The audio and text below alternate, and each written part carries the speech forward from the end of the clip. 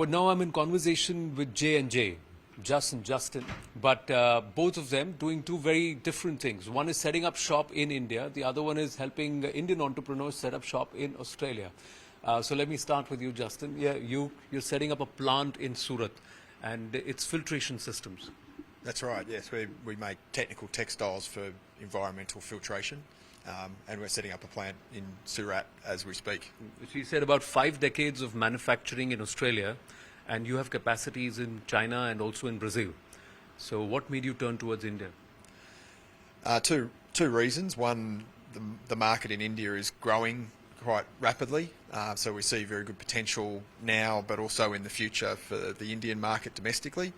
But also we see it as a good source of a location for export to other markets, both those close by like the Middle East, but also globally as well, with availability of labour, lower cost of labour, land, etc., etc. They're all the reasons why we decided that India was the next place for us to develop a plant in. But you chose India after China and Brazil. Why was that? India is always a large market. Well, I mean, we've been in Brazil for 30 years. We've been in China for 15.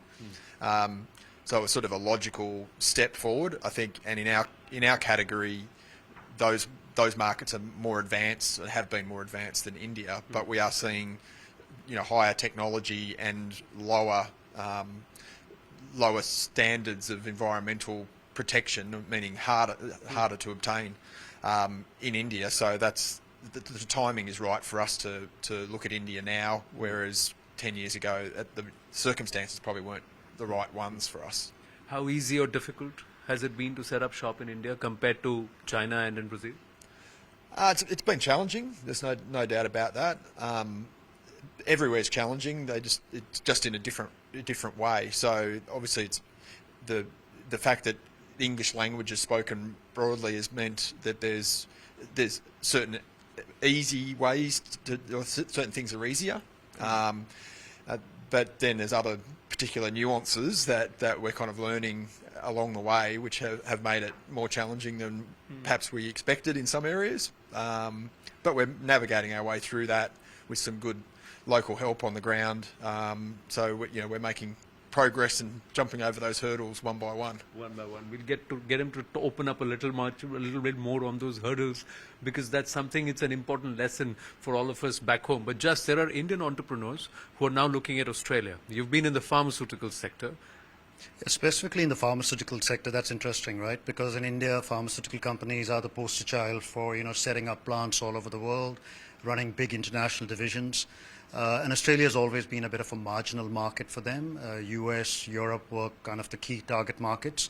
But I think now, with more political relationship improving, business relationship improving, and the Australian government being very conscious of pharmaceutical prices, a lot of Indian companies are focused on Australia. And what I do at Health Advisors is just help them with acquisitions. If they want to acquire a business here, or they want to acquire a brand to build in the local market, but also the other way around, because suddenly Australian vitamins, supplements, beauty products, natural beauty products are a good source for the Indian consumer market, which is naturally gravitating upwards at higher price points, premium products, etc. So it's a very dynamic market. I mean, the number of queries I've got in this sort of sector, specifically from India over the last few years, has been quite a lot. Traditionally, most of my clients have come from Europe and the US. But it's a very dynamic market. I'm very excited about it. How easy or difficult is it to do business with Indians and business in India? Look, well, on the first part, so I think the big challenge for Indian companies, and it's not for in general, but more for the Australian market, is that India is a huge market, and if you get it right, you can be very successful. But really, your business models are built around volume and lower price points, so you can get more customers. Australia being a smaller market, you got to think a bit differently. You got to think of less volume, higher price points, and sometimes it's a bit of a strategic challenge for them. But people are learning, right? And I think that's a learning process. I think Australia provides the Indian companies, right? The other big aspect and which is the other way around, for Australian companies looking at India, is the opposite. Australian companies are not used to thinking volume and low prices. They are used to thinking higher prices with a limited volume. But that's a bigger opportunity for Australian companies also to think, rethink their models and say, look, I want to get into the Indian market. I may have to re-engineer my product to be a bit cheaper. There are people here in Australia who have an Indian business for the last 20 years, Right. but they sell in tens of thousands, where literally they could sell in millions. But that's a challenge, and that's why I have a business, is to help these people to think through those things and make the right decisions. So the economies of scale is something which is a possibility. But let me ask you, Justin, one big hurdle which you would want to go away so that more people can set up shop in India. One big hurdle out of the many that you've faced. I think the biggest one for us has been transparency of process. We've struggled to understand, to achieve this outcome, you need to do this, and this.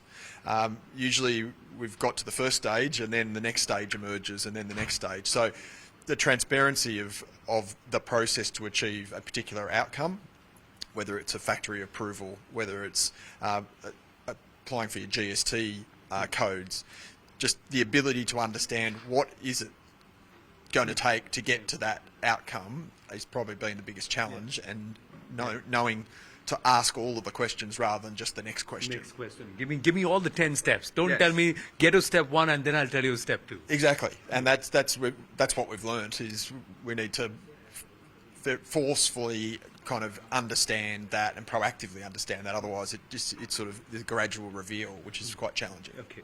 Final question. Now that you've gone ahead and set up shop in India, are you going to tell other entrepreneurs it's all right, you can invest in India, or are you going to say, wait, mate, let me just figure it out and then I'll tell you? No, look, I think it's a very attractive market, and no doubt, even in the time that I've been going there, you can see the emergence of the economy, and so I think it's a very attractive place to be. If you go with your eyes open and with your ears open as well to understand what the nuances of that market are, but every market has that. So, and ultimately it comes down to getting the right team around you, both internally and externally. So, yeah, I think it's appealing. I don't regret it at all. I think it'll be a very positive step for us over time, and we'll just take those measured steps as we go. Great. Once again, see the aspect of transparency of process and the outlook. Here, when you come in, you look at it as a high price market, low volume. When you come to India, look at it as a low price market and high volume. So these are aspects that are important for both sides to consider.